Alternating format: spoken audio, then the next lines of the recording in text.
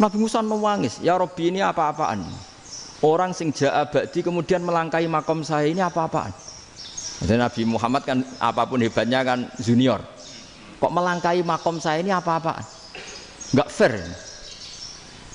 Sampai Nabi Muhammad itu tanya gini sama Jibril, reaksi Allah gimana ketika melihat Musa seperti itu? Jawab malaikat Jibril lucu. Ya roh khiddatahu, Allah sapal gayane Musa. Biar. Jadi lucu. Ya dibiarin aja sama Allah. Tapi wong jenenge Nabi Musa itu kekasihnya Allah. Tetap berkah bagi kita. Betul. Ketika setelah Mi'raj diwajibkan sholat 50. Gentena Nabi Musa kelihatan nabinya. Sebenarnya Nabi Musa itu sebetulnya loh, enggak menguntungkan kita sebetulnya. Tapi yang menguntungkan, sebenarnya enggak niat menguntungkan kita, tapi menguntungkan.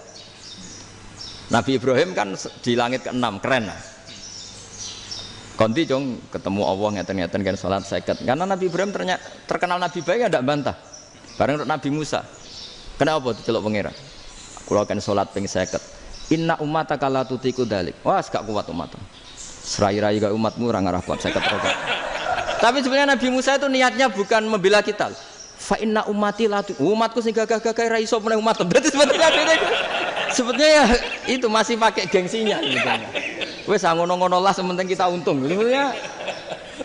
Sebetulnya dia itu enggak terima wong umat saya aja yang lebih kuat. Enggak kuat apalagi umatmu.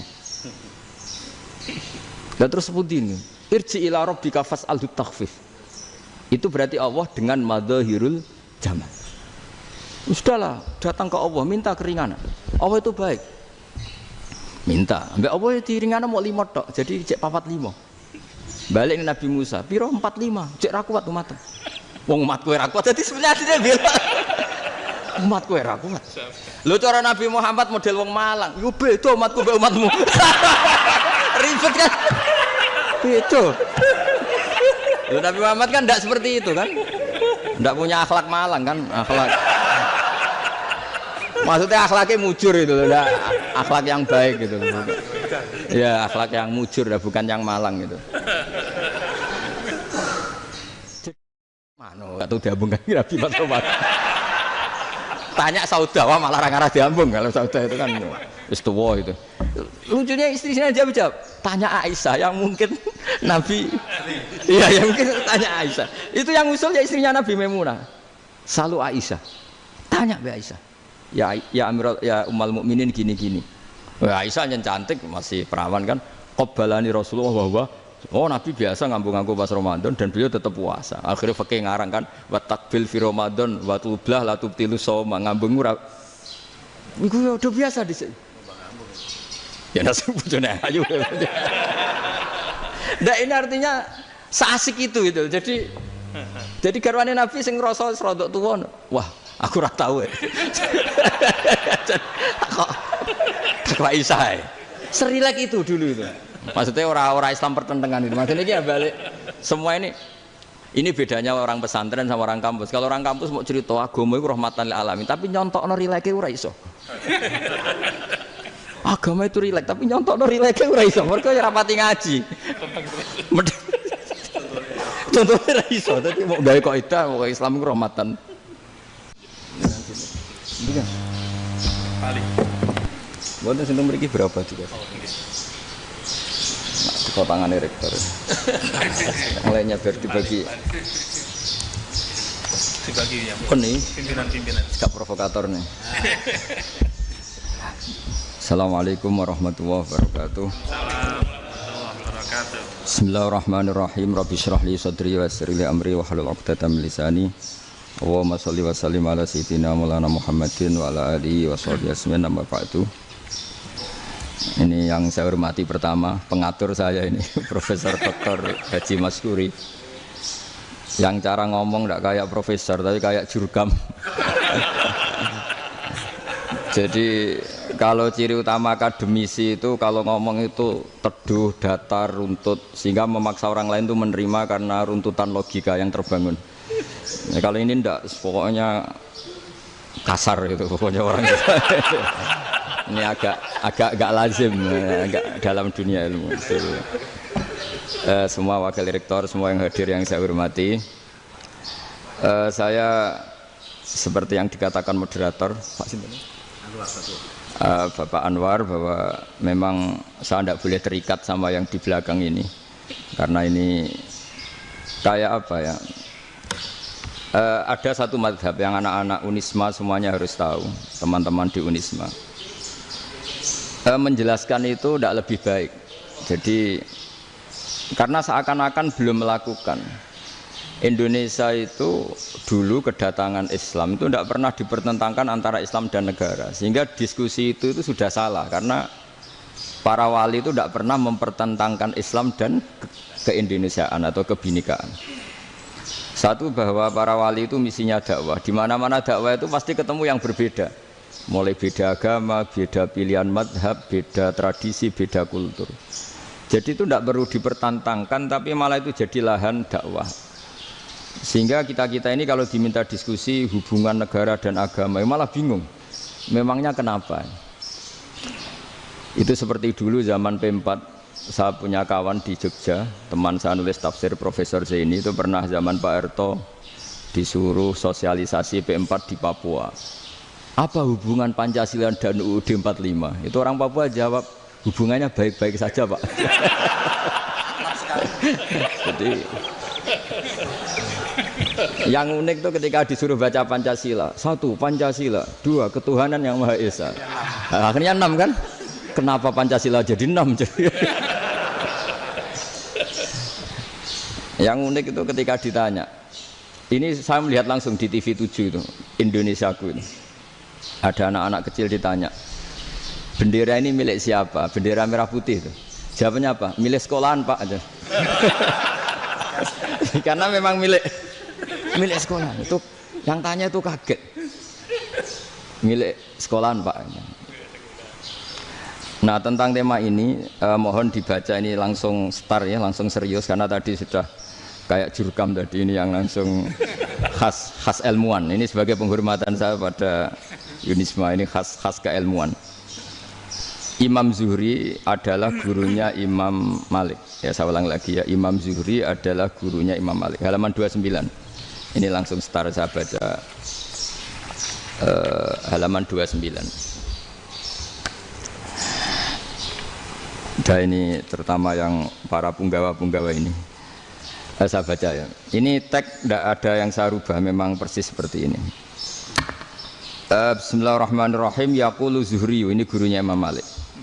Fama futiha fil islami fathun qablahu kana a'zama minhu. Innama kanal qitalu haitsul taqon nasu.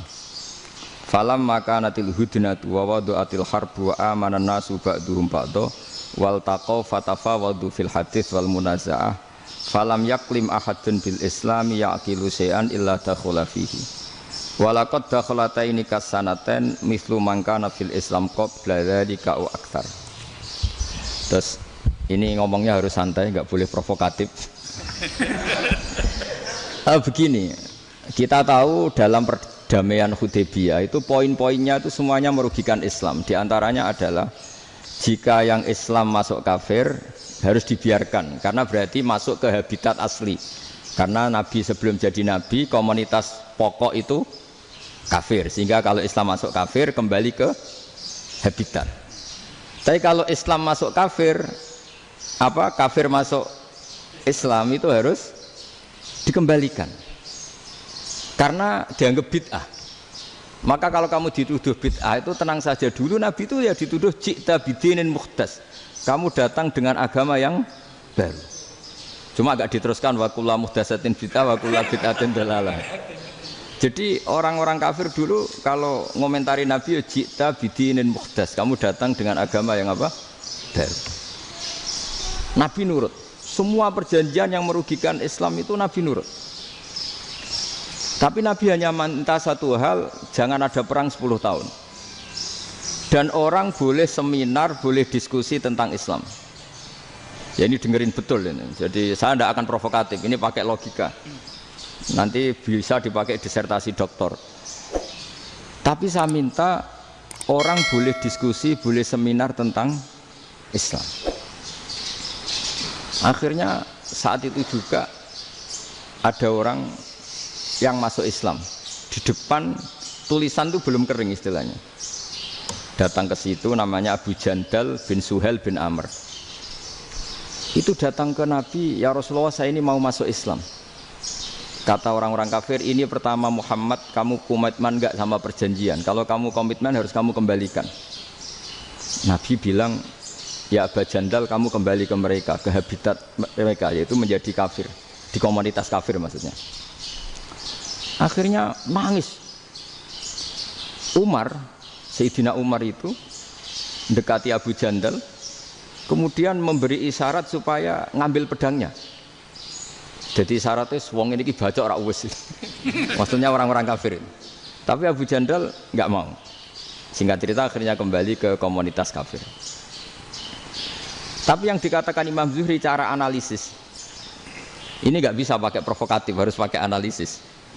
Innama kanal qitalu haitsul taqon nasu. Yang namanya perang itu menjadikan orang tidak berpikir jernih. Ini poin yang diambil oleh Rasulullah. Kalau dibahasakan Nabi curi kesempatan, masuk Nabi dikatakan mencuri, meskipun itu hanya bahasa ya. Enggak mungkin lah kita bahasakan seperti itu. Saya ulang lagi ya. Kenapa ada perang berkesinambungan sampai tahun ke-8 Hijriah? Mulai tahun kedua ada perang Badar sampai tahun 8 Hijriah itu perang terus. Nabi sama orang kafir perang terus. Akibatnya apa Pak Profesor? Namanya perang itu ya enggak kau bermikir. Pokoknya agar ketemu Islam perang, Islam ketemu kafir perang enggak kau bermikir. Padahal Islam itu bisa diterima oleh akal sehat, harus lewat diskusi, lewat pengamatan, lewat pemikiran, lewat pengendapan berpikir.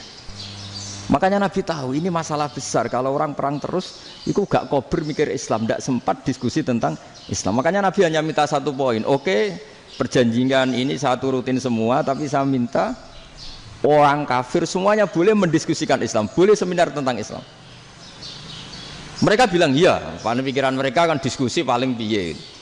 Ternyata betul, ada diskusi. Terus temanya gini, kira-kira bener di Muhammad Abu Jahal. Terus Tuhan Muhammad sama Tuhan Abu Jahal itu keren mana? Diskusi.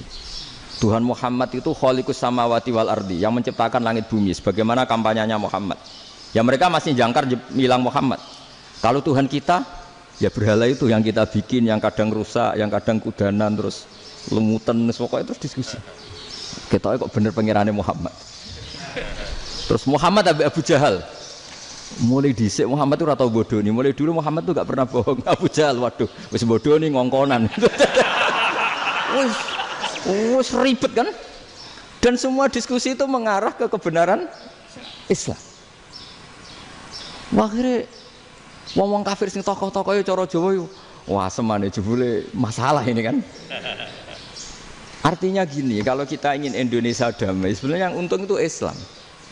Karena Tuhan yang menciptakan langit dan bumi tentu gak akan diperbandingkan atau akan dikalahkan oleh Tuhan yang lahirnya saja sudah di bumi. Misalnya kita menjual Tuhan Allah, siapa itu yang menciptakan langit bumi, yang ada sebelum langit bumi? Bandingkan dengan Tuhan yang lahirnya di bumi, ada tanggal lahirnya, ada aktenya, itu kan sudah ribet kan? Begitu juga kalau memperbandingkan tokoh. Muhammad itu siapa? Tokoh yang bisa menyatukan pan-Arabik, tokoh yang begini-begini, yang sayang istri, sayang keluarga. Dibandingkan dengan tokoh Abu Jahal, Abu Lahab yang corong jauh penggaweannya yang ngerugikan orang lain. Akhirnya orang itu mulai tertarik sama Islam. Makanya kata Az-Zuhri pakai bahasa dulu, falam yaklim ahadun bil Islam. Tapi kalau sekarang yang populer itu bahasa yatakallam. Sebenarnya yang benar itu bahasa kalimah yaklimu kalaman, karena masdarnya itu kalam, berarti sulasi nopo mujarrad. Tapi di fiilnya itu mujarradnya enggak kelaku. Jadi di fiilnya takallama ya takallamu, tapi untuk masdarnya yang kelaku kalaman. Jadi ini agak unik, agak enggak lazim. Sebenarnya kan takallama ya takallamu takalluman, tapi di masdarnya kalam populer, tapi di fiilnya tidak populer. Saya teruskan ya. Ini penting sekali. Jadi menjual Islam, kalau boleh dibahasakan menjual, itu tetap enak dalam kondisi damai. Karena kalau kita perang, itu bawaannya kalau ketemu ya perang. Kalau ketemu perang, sehingga orang itu rakober diskusi dulu. Saat benernya Islam sampai kafir itu bener di. Karena tidak kober diskusi, tidak sempat diskusi, orang yang milih yang kafir. Karena yang mayoritas yang kuat. Sementara Islam zaman itu lemah. Lah Nabi itu yang diminta hudnah, yang penting kita damai. Terus orang boleh mendiskusikan benar mana kita dan mereka. Ya setelah diskusi ya tadi kan nggak mungkin Allah yang begitu keren hebat pencipta langit bumi dibandingkan berhala yang mengurus dirinya sendiri saja tidak bisa. Walhasil terus orang mulai tertarik sama Islam dan aturannya nggak boleh dilarang diskusi itu. Nah makanya saya pernah ditanya beberapa profesor di Jogja, Gus suatu saat kalau kampus paling keren di Jogja ini ada Islamic Studies kemudian pengajarnya dari berbagai agama, ini riskan nggak bagi Islam? Saya jawab asal yang didiskusikan Islam itu nggak masalah, yang repot itu nak umat Islam. Karena kalau umat Islam yang jadi percontohan, banyak raja yang dolim, banyak pemimpin muslim yang dolim, terus identik dengan Islam itu jadi dolim kan ribet. Ya kalau pas umat Islam, kalau Islam yang kumat kan jadi masalah kan. Nah ini kan terus jadi beda umat Islam sama Islam yang lagi apa? Kumat. Singkat cerita terus Islam mendapat posisi yang luar biasa. Nah makanya di sini diistilahkan falam makanatil hudnah, ketika ada perdamaian wa amanan nasu ba'dum ba'do, orang merasa aman, itu fatafawadu fil hadis wal munazaah. Mereka berdebat, munazaah itu berdebat. Keren mana konsep Muhammad dengan konsep Abu Jahal? Keren mana konsep Tuhannya Muhammad dengan Tuhan kita? Terus diskusi dan mereka akhirnya ikrar, wah yang benar ya Muhammad lah. Di mana-mana Tuhan tuh ya sebelum langit dan bumi, di mana-mana Tuhan ya punya reputasi menciptakan. Masa Tuhan reputasinya diciptakan kayak berhala dan sebagainya. Ibadah juga gitu. Ibadah wong kafir itu kalau tawaf itu telanjang, ibadah Muhammad santun pakai pakaian. Terus akhirnya mereka mulai tertarik Islam. Sehingga saya lihat di beberapa tafsir, saya memang tidak akan ngomong yang tidak serius, ngergani Unisba ben sawangane pemikir serius. Di Quran itu sampean lihat di tafsir Tobari itu ada ayat bal naqzifu bil haqqi 'alal batil fayadmaghuhu fa idza huwa zahid. Qadzafa itu kalau di kamus tak lihat itu takallama bila dalilin. Qadzafa itu ya pokoknya sekenanya. Artinya gini, kebenaran Islam atau kebenaran hak itu kamu taruh sekenanya saja itu tetap menang. Apalagi kamu taruh secara teratur, kamu taruh sekenanya saja itu tetap menang. Sehingga di sini banyak sahabat yang hidup di Cina. Sekarang juga banyak orang alim yang milih hidup di Amerika, banyak orang alim yang milih hidup di Inggris. Dan mereka pede, percaya diri karena kebenaran itu kamu letakkan di mana saja, itu tetap akan menang, akan menemukan momentum kemenangannya. Misalnya gini, contoh paling gampang. Dulu para peneliti, saya ulang lagi, dulu para peneliti itu ya datang kemana-mana, termasuk Ibnu Battuta, termasuk Ibnu Khaldun, ya semua peneliti itu suka neliti. Setelah diteliti, Quran itu satu-satunya kitab suci yang membicarakan sains, misalnya tentang falak, tentang astronomi, tentang asal-usul kejadian manusia, kejadian makhluk. Juga bicara tentang geografi, geologis, semuanya. Sementara kitab lain hanya cerita tentang mawaid wal hikam wal ibar. Jadi diteliti kayak apa, pada akhirnya hak ini yang menang. Bal naqdhifu bil haqqi 'alal batil fayadmaghu fa idza huwa zahid. Saya berkali-kali cerita, ada ulama yang ahli matematika. Ketika ditanya kenapa kamu suka ngajar matematika, sampai muridnya itu ragu, ini guruku mlebu swarga ta ora, penggaweane mulang matematika. Tapi para muridnya bermimpi bahwa Imam Amudi itu disuruh ngajar para malaikat. Dan itu pede betul dia. Kata Allah, ini ulama saya yang iman kepada saya setingkat iman kamu. Jadi malaikat itu tidak mungkin Gusti kita menyaksikan langsung engkau, sementara ini di bumi nggak nyaksikan jenengan. Kenapa bisa sepede dan seyakin itu? Akhirnya Imam Amudi disuruh ngajarin matematika. Jadi Anda kalau profesor itu nanti harus sempat ngajari malaikat, itu baru benar-benar profesor. Jadi nanti di akhirat ngajari siapa? Malaikat. Jadi ada seminar yang melibatkan banyak malaikat, narasumbernya itu seorang profesor. Itu ketika kenapa engkau begitu yakin kalau Allah itu Tuhan dan Allah itu Al-Wahidus Shomad. Terus Imam Amudi mulai nulis angka gak beraturan. 2, 3, 4, 5 sampai 1 miliar, 1 triliun, semuanya enggak beraturan. Kata beliau, nisbatus naini wasalasa ila ma la nihayatalaha iku nisbatul far'i ilal asli. Mbok angka sebanyak apapun, 2 dibanding 1 ya far'ul wahid, 3 dibanding 1 ya far'ul wahid, semua angka yang enggak terhingga pun dibanding 1 semuanya far'ul wahid. Semua angka sebanyak apapun itu cabang dari angka 1. Fakullu hadil awalim far'un minal wahidis somad, yaitu Allah Subhanahu wa ta'ala. Wakil malaikat tepuk tangan, iya juga. Jadi begitu juga ada ulama itu ahli gambar. Saya dulu ngaji sama Mbah Mun Al-Husunul Hamidiyah, itu kitabnya itu banyak gambarnya. Dan gale gambar yang ngawur betul, mangga ahli gambar. Saya epol, terus sempurna lele. Semua gambar bangunan, gambar sapi, pokoknya gambar. Ternyata dia menemukan Tuhan itu dari gambar. Gambar serapi ini atau seruwet ini sama. Gambar rapi sama ruwet itu sama kalau dalam pandangan tauhid. Dimulai minan nuqtah al-wahidah. Kowe cek gambar sing rapi, sing indah, cek gambarmu elek, dimulai dari 1 titik. Dan titik ini nuqtatil wujud, yaitu Allah Subhanahu wa ta'ala. Jadi nak cara ahli tauhid gak penting gambare api, menang lomba atau ora penting. Butuhe hadis surah ini gambar baik yang rapi maupun ndak adalah min nuqtah dari 1 titik. Ya, alam raya sebanyak ini mbok gambar mbok ora, cek mulai Mars sampai Jupiter kabeh semua bentuknya yang banyak ini semuanya min nuqtatil wujud, yaitu dari titik wujud. Ini kok Allah Subhanahu wa ta'ala. Di sini hebatnya ulama-ulama, mbok dia pengajar matematika, mbok pengajar gambar, semuanya dipakai perangkat untuk tauhid. Nah, itu kan juga bagian dari Islam damai, Islam yang sangat tidak perlu perang untuk orang dipaksa Islam, nggak perlu provokatif kayak tadi pidatonya rektor jenengan tadi. Jadi ciri utama ilmuwan tuh kalau ngomong datar tapi logikanya nggak terbantahkan, itu ciri khas ilmuwan. Kalau ciri khas politikus kalau ngomong itu keras, provokatif lah kira-kira gitu. Tapi isinya biasa. Nah saya berharap nanti semua profesor doktor itu datar tapi isinya kualitasnya bagus ini. Mentes. Jadi makanya terus kata ulama, kenapa diistilahkan balnat zifu bil haqqi? Kenapa pakai qadzafa sementara qadzafa maknane takallama bila dalil?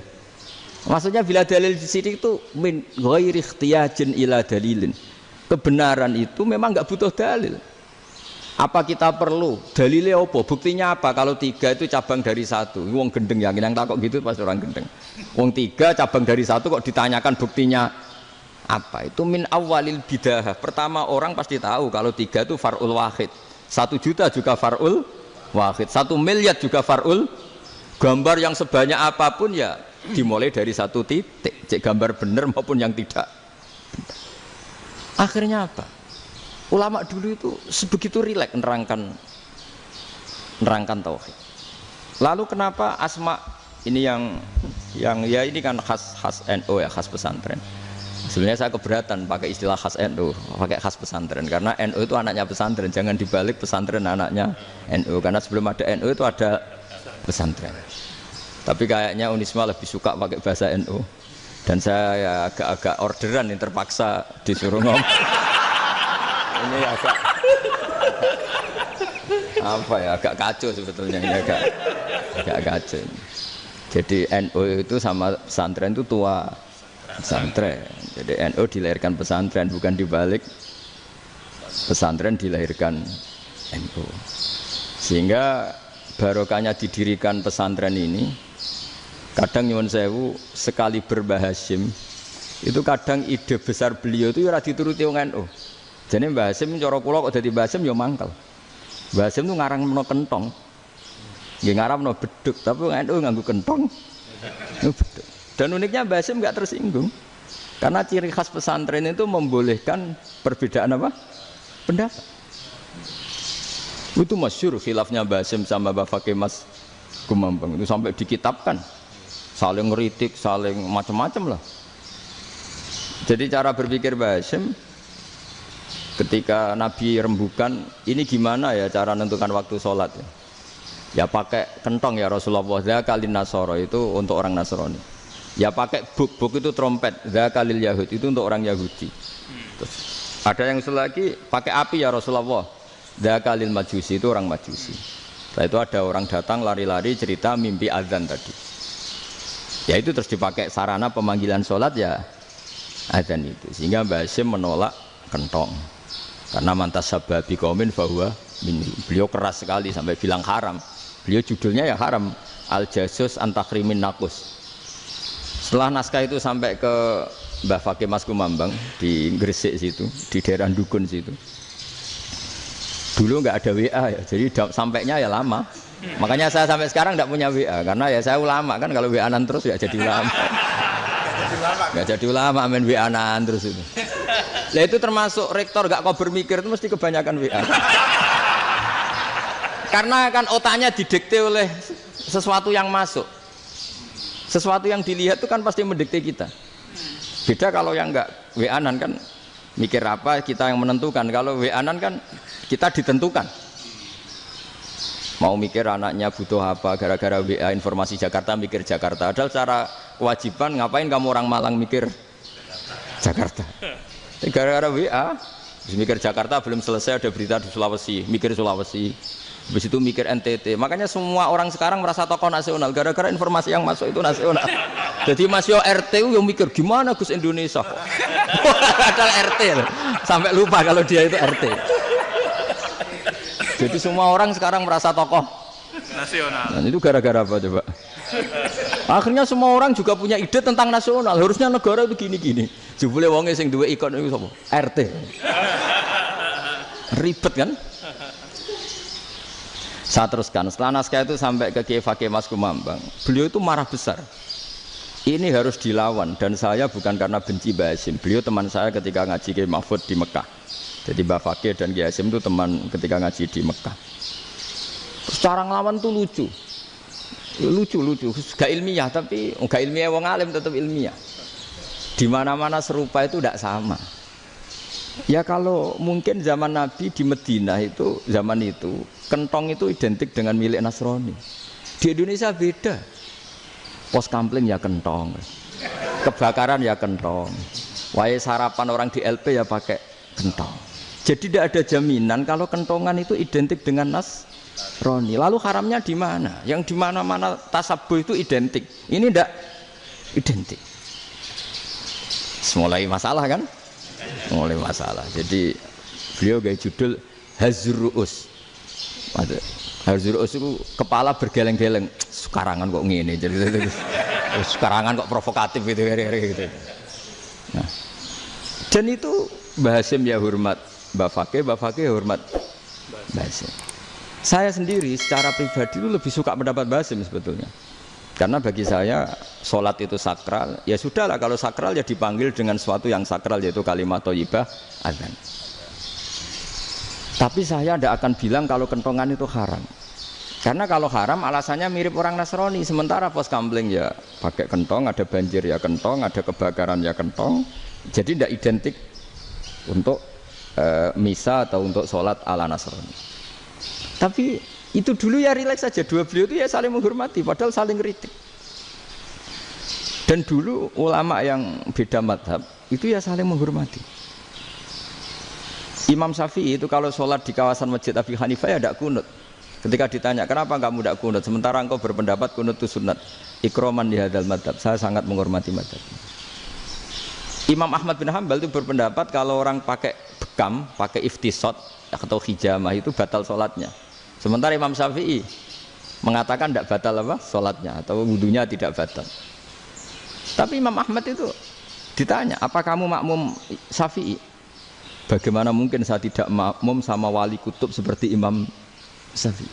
Padahal menurut keyakinan Imam Ahmad ini sholatnya batal. Ini habis ikhtijam udah wudu. Tapi tetap saja beliau karena perbedaan pendapat di furu' itu lazim.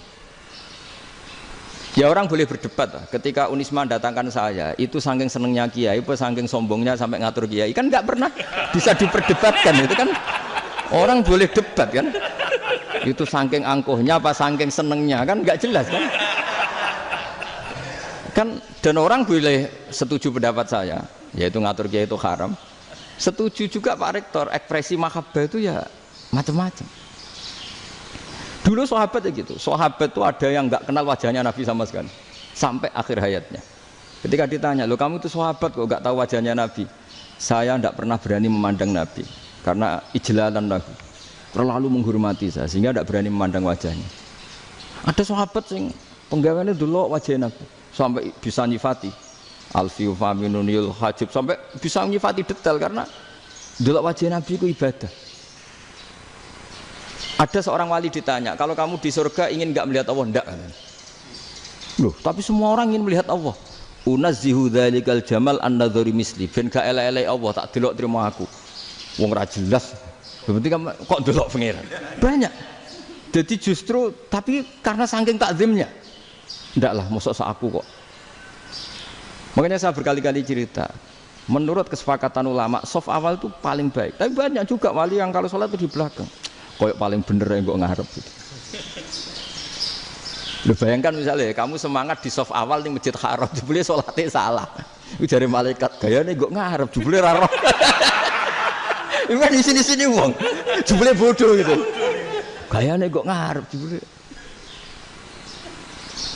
Coba orang kalau sowan Mbah Mun yang berani di depan itu kan ya ketuanya atau jubirnya kan. Yang merasa ndak pati pinter-pinter kan mesti di pojokan.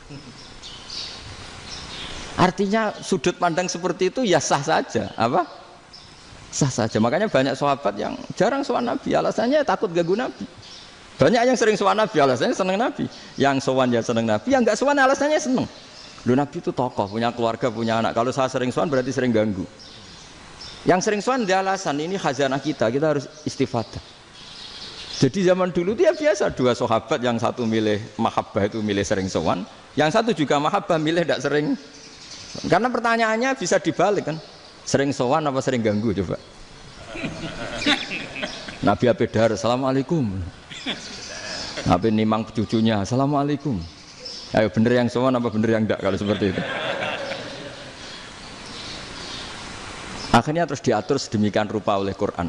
Walau annahum sabaru hatta takhruja ilaihim lakana khairal lahum. Jadi sahabat kalau mau sowan Nabi ya nunggu di Sufah. Kalau Nabi keluar berarti milik publik. Sekali masuk ke dalam tidak ada sahabat yang berani sowan. La tadkhulu buyutan Nabi illa ayyudzana lakum. Kalau soal sampai masuk dalam harus nunggu dipanggil. Karena sekali Nabi masuk dalam itu milik privat keluarga, milik istrinya, milik cucunya, milik keluarganya. Dan Nabi sekali keluar ke ruang itu berarti milik publik. Itu terus jalan tengah. Karena kalau langsung masuk, bayangkan saya itu sering menyaksikan. Mbah Mun habis ngaji 2,5 jam ngaji Jalalain, baru masuk, "Assalamualaikum." Padahal yai mungkin mau ke kamar mandi, mau ini itu. Jadi dulu itu Quran sangat modern. Sebelum ada dokter ngatur tamu, rektor ngatur tamu itu Islam sudah modern. Dia kan nggak fair kan? Misalnya saya ke Unisma harus janjian pakai ini, terus kalau misalnya kesini selonang-selonang kan lucu kan, mentang-mentang kiai terus juga sowan-sowanan selonang-selonang. Padahal kalau kita mau ke mereka pakai protokol. Sering tidak fair dunia ini, tapi karena aku kiai ra oleh gelo ya sudah.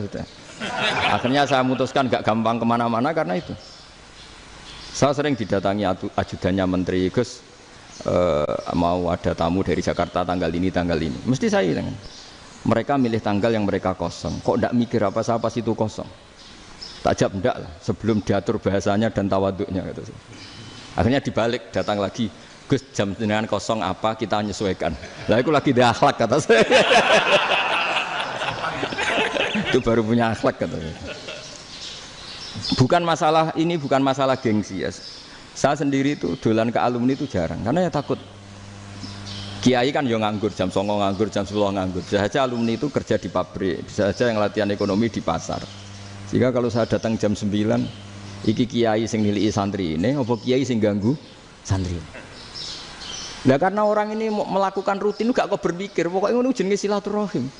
Mau nyerah kok berpikir, padahal kalau diangen-angen ini kiai yang nilai santri ini, apa kiai yang ganggu santri ini karena datang di jam kerja. Nah, bayangkan kalau kebenaran dulu itu dikawal oleh satu peradaban perang. Jadi Nabi sesuai diangen-angen Pak Nabi. Perang Badar menang Nabi, perang Uhud menang wong kafir, perang ini gonta-ganti. Apapun itu yang penting satu kesimpulannya, cara Rasulullah kesimpulannya satu. Orang tidak kober mikir kebenaran secara mengendapkan pikiran dengan pikiran jernih. Maka hebatnya Nabi ketika perjanjian, pokoknya saya minta nggak ada perang. Dan orang boleh mendiskusikan Islam. Itu luar biasa idenya Nabi. Karena bawaan perang itu wong kan nggak kok bermikir. Ibarat seorang misalnya senang satu perempuan, ketemu rivalnya langsung perang kan gak mikir. Tapi kalau kau bermikir, jangan-jangan cawe wedok iku ora seneng aku. Untungnya apa untuk wong ayu ora seneng, malah mau loro hati. Terus sudahlah, buruan dialihkan kemana kan gitu. Itu nak mau amen WA nan tukaran lewat SMS atau tarung langsung ora kau bermikir. Tapi kalau kau bermikir, akhirnya berpikir nih. Perempuan tadi sebenarnya yang disenangi siapa? Oke, ternyata senang Pak Erik. Sudah kita ngalah. Karena tidak ada nikmatnya kan menikahi perempuan yang sama sekali tidak mencintai kita. Tapi kalau nak kau berpikir pokoknya diprovokasi, wah gue kalah mbak A, gue kalah mbak B.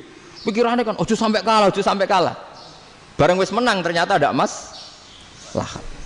Nah bayangkan Islam itu seperti itu dulu, dipertarungkan.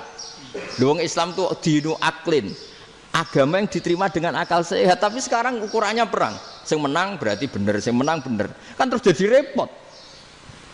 Itu Nabi tidak ingin, makanya Nabi ingin sudah lah, nggak ada perang. Nah makanya kata Imam Zuhri, fathul Islam terbaik adalah orang boleh diskusi tentang Islam dan tidak ada perang. Lagi-lagi penting, tidak perang itu penting, silmun itu penting, perdamaian itu. Setelah tidak ada perang, akhirnya fatafawadu fil hadis wal munazah, orang boleh diskusi apa saja, termasuk boleh adu polemik. Konsep satu Tuhan dan Tuhan banyak diperdebatkan. Akhirnya Nabi secara rileks bisa menjelaskan. Muhammad, urusan kita banyak. Kalau Tuhannya satu tidak cukup, Tuhan harus banyak untuk menyelesaikan berbagai urusan. Ada Tuhan bagi rektorat, bagi macam-macam kan. Ada Tuhan untuk ngurusi utang, ngurusi BPKB, macam-macam. Terus kata Rasulullah, enak saja Nabi jawabnya. Ya kalau kamu punya majikan banyak, perintahnya beda-beda. Kamu mangkel enggak, bingung enggak? Ya susah, Mat. Kalau majikannya banyak, perintahnya beda-beda, kita jadi repot. Senang mana? Senang majikan satu. Ya sudah, Tuhanmu itu majikan kamu. Kalau Tuhannya banyak, perintahnya macam-macam, kamu yang repot. Akhirnya sudah mat, Tuhannya satu aja. Nah, itu ya barokahnya diskusi tadi, barokahnya enggak perang. Daraballahu mathalan rajulan fihi syuraka'u mutasyakisuna wa rajulan salamal lirajul hal yastawiyani masalah. Terus alhamdulillah. Jadi orang yang paling kafir pun saat itu taslim. Nah ini kembali ke kalimat la ilaha illallah. Saya tidak perlu provokatif, pasti teori saya itu benar. Bukan saya bilang benar itu karena sombong, enggak. Ini sesuai teks. Misalnya begini, benar enggak kelompok takfiri yang suka ngafirkan orang lain? Itu pasti tidak benar. Logikanya gampang. Orang yang kafir 70 tahun saja dengan melafadzkan la ilaha illallah menjadi muslim. Masa dengan kalimat yang sama yang muslim menjadi kafir? Itu logikanya kan enggak ketemu. Orang kafir 70 tahun untuk menjadi muslim disuruh baca apa? La ilaha illallah. Tapi gara-gara baca la ilaha illallah nyekel patok jadi kafir. Pertanyaannya, loh ini kalimat apa? Kalimat untuk mengkafirkan apa kalimat untuk mengislamkan? Karena yang kafir dengan kalimat itu menjadi Islam, ternyata yang Islam dengan kalimat itu menjadi kafir. Itu ketemu enggak cara logika itu kan enggak ketemu kan? Makanya cara pikirannya Abul Hasan As-Sadzili, dan saya setuju pikiran itu. Istighfar ini boleh orang Jawa Timur protes karena kadang beda manhaj, tapi jangan protes saya, protes Abul Hasan As-Sadzili, kualat mesti sampean. Ketua Torekoh napa? Sadziliyah. Cara madzhab Sadzili, dan Anda boleh berbeda madzhab, mencari khasnya wong kampus sing wani beda. Beda kapasitas lah, pokoknya butuhnya beda. Dan ketok pinter, ketok kritis tuh. Cara madzhab Abul Hasan As-Sadzili itu gini Pak Rektor. Jadi istighfar itu baik. Tapi ba'da kamali tauhid, setelah tauhidnya itu benar. Alasan beliau masuk akal. Ketika ada ayat fa'alam annahu la ilaha illallah wastaghfir li dzambik. Bihadil kalimah. Jadi orang boleh istighfar setelah tauhidnya benar. Alasannya Abul Hasan As-Sadzili begini. Qul lil ladzina kafaru iyantahu yughfar lahum ma qad salaf. Katakan kepada mereka yang kafir, sekali mereka tidak kafir, maka otomatis dosanya masa lalu diampuni. Pertanyaannya, yang bisa menghentikan kekafiran itu kalimat apa? La ilaha illallah. Dengan hanya melafadzkan la ilaha illallah Muhammadur Rasulullah, langsung yughfar lahum ma qad salaf, langsung dosanya diampuni. Berarti yang menjadi pengampun dosa lah, penyebab pengampunan itu apa? La ilaha illallah. Itu bahkan orang kafir belum istighfar. Di ayat itu kan Allah enggak mensyaratkan setelah la ilaha illallah istighfar baru diampuni, enggak. Asal la ilaha illallah langsung yufar lahum maqad salah. Saya ulang lagi ya, jelas ya. Jadi kulil ladzina kafaru iyantahu yufar lahum maqad. Nah, sekarang iyantahu, mereka berhenti dari kafirnya. Syaratnya pakai apa? La ilaha illallah Muhammadur, itu langsung yufar lahum maqad. Artinya apa? Ghufranullah itu bisa didapat hanya dengan mujarrodut tauhid, yaitu hanya dengan melafadzkan kalimah thayyibah. Dan sahnya istighfar juga berdasar kalimah thayyibah itu. Misalnya gini, orang kafir sebelum Islam melafadzkan astaghfirullah, astaghfirullah, astaghfirullah, kira-kira diterima enggak? Enggak kan? Karena syaratnya istighfar ba'dat tauhid. Nah, makanya dalam mazhab Sadzili istighfar itu setelah la ilaha illallah. Karena cara pandang ya seperti itu. Jadi fa'lam annahu la ilaha illallah wastaghfir li dzambi. Jadi dengan kebenaran tauhid saja ini sudah cukup kita insya Allah layak diampuni. Karena innallaha la yaghfiru ayyusyraka bihi wa yaghfiru ma duna dzalika liman yasha. Jadi orang yang tauhidnya benar itu bisa diampuni Allah asal tauhidnya benar. Itu Allah ngendikan liman yasha wa yaghfiru ma duna dzalika liman yasha. Dawe Imam Suyuti walam yakun liman yastaghfir. Jadi orang yang bertauhid secara benar meskipun gak sempat istighfar itu tetap potensi diampuni. Karena bawaan tauhid itu sudah menjadi layak diampuni. Kayak orang kafir sekali ngelafatkan kalimat tauhid mbok gak istighfar langsung diampuni. Nah, karena melihat seperti itu terus orang berlomba-lomba memperbanyak jumlah ngelafatkan la ilaha illallah. Jadi kita yang alim, kita semua, saya tidak bilang saya, kita termasuk yang di pinggir-pinggir saya ngaku alim yang ramah masalah lah sopai.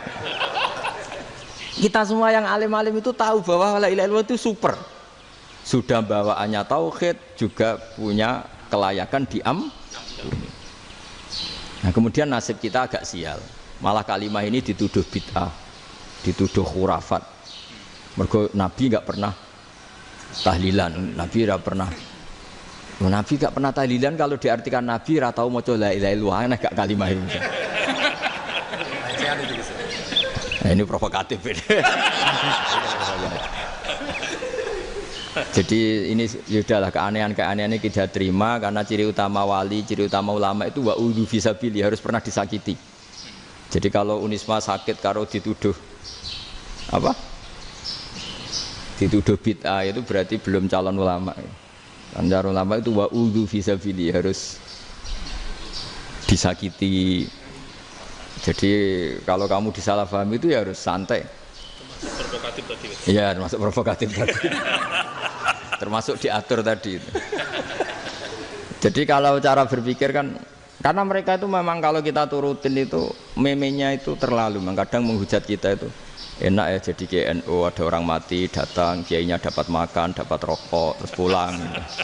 Jadi apa, terus kita kayak tersangka terus. Kita kan kayak tersangka terus, tertuduh terus itu. Terus yang orang NU ya memenya juga nggak kalah ekstrimnya. Boleh ya ajaran orang nggak boleh ngasih-ngasih kiai gitu. Berarti boleh dong ajaran kikir. Jadi memang kadang apa ya, cangkem elek lah bahasa kasarnya itu. Itu memang kadang lebih mengenakan. Kalau kita datang ke acara mayat kan dapat makan, dapat minum. Kalau yang sohibul bed rokok ya dapat rokok. Kalau kiainya dapat wajib, kadang 20.000, kadang 50.000. Terus memenya itu kok setega itu ya, ada orang meninggal kok malah kita makan-makan. Seakan-akan kan kultur ini biadab kan gitu. Tapi yang orang NU kebalikan balas. Oh ternyata nggak boleh ya mayat disodakoi. Ternyata nggak boleh ya orang dermawan. Berarti Islam membolehkan medit ya gitu. Model ini kan. Tak angen-angen itu luwih mandi timbang takbir ya kan. Karena ini kan memicu emosi kan.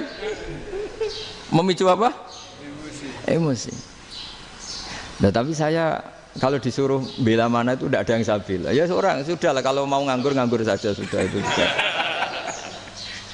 Ya tapi itu memang apa ya, itu khazanah Islam, ada yang kritik, ada yang enggak. Ya itu memang khazanah, ya biasa aja, kalau saya biasa aja. Karena dulu ulama itu sudut pandangnya itu ya seperti itu. Ada yang ulama suka ibadah itu sholat, ada yang milih apa tidur. Sampai Imam Ghazali bilang suatu saat ibadah terbaik di zaman akhir itu tidur kan. Sholat saja kalah sama tidur kan. Tapi itu loh ya, yang wajib tetap loh, terus kamu gak sholat wajib. Begini beliau mencontohkan itu. Ada orang sholat tahajud terus obsesinya itu ingin hajatnya terkabulkan. Sementara yang tidur obsesinya nikmati rahmatnya Allah, boleh tidur, bisa tidur. Kata Imam Ghazali, timbang kita tahajud terus nuntut pangeran aduk turu katanya. Mergo engko dia akibat terus setan memberi bisikan, "Lho nyatanya kamu tahajud ya gak terkabul." Berarti cerita bahwa Nabi ngendikan kalau doa tahajud mustajab enggak. Daripada ngono ki aduk turu ora tau ndonga Ghazali. Timbang abri-abri Islam katanya, timbang elek-elekin apa? Islam. Jadi ulama itu mulai dulu itu sudah berpikir. Banyak orang menjadikan tahajud, sholat malam itu media untuk hajatnya. Dan kalau nggak kesampaian ini mutung. Nyalahkan kiainya ijazah ramandi. Macam. Daripada ngono ora usah apa? Tahajud turu. Dan jenis kayak ini tuh banyak. Makanya ulama kayak saya itu saenake dhewe itu ya jarak. Saya sering didolani mukhibin terus bilang, "Gus, saya doakan gini-gini, saya mau nyalon bupati atau saya gini." Saya bilang, "Gak waduh orang dongo, nak ramandi darane ulama dongane ramandi. Nak mandi kamu jadi bupati tetap nganggep karena beli. Sopo sing ora roh bupati saya gak beli." Ribet kan? Ketika mereka jadi ngunsurkan doa kamu apa karena kemarin beli? Yang beli maksudnya nggak beli nggak usah tersinggung. Jadi ribet ngadepin. Nggak artinya gini loh, boyo doa itu jangan dipakai begitu loh. Kalau minta nasihat tak nasihati, jadi bupati yang baik, gubernur yang. Kalau minta doa itu resikonya. Akhirnya kiai kalau diminta doa ya doa, sebenarnya diisinya itu nggak doa kemenangan. Selamat. Itu nggak selamat gitu. Karena ribet. Makanya Islam itu doa itu setelah iman. Aturan iman benar baru doa. Aturan iman benar termasuk Allah itu yaf'alu ma yasha, boleh melakukan yang dikehendaki. Allah enggak boleh terdikte oleh doa kita, enggak boleh. Ya saya ulang lagi ya, mazhab Hasan Asyadzili ini khas kita. Jadi la ilaha illallah itu didahulukan sebelum istighfar. Tapi kebalikannya mazhab Imam Sanusi itu dibalik. La ilaha illallah itu kalimat yang sakral. Karena yang sakral dibutuhkan muqaddimah, yaitu yang melafadzkan harus yang sudah bersih, yang sudah steril baru melafadzkan la ilaha illallah. Maka dalam mazhab Sanusiyah istighfar dulu baru la ilaha illallah. Nah, dalam mazhab Abul Hasan Asyadzili kebalikan, istighfar itu sah setelah sahnya tauhid. Kamu ikut mana dulu? Asyadzili apa Sanusiyah? Alhamdulillah sama-sama tidak paham ya sudah. Akhirnya sudah. Iya, saya nggak kemana-mana kan gitu. Jadi apa ya?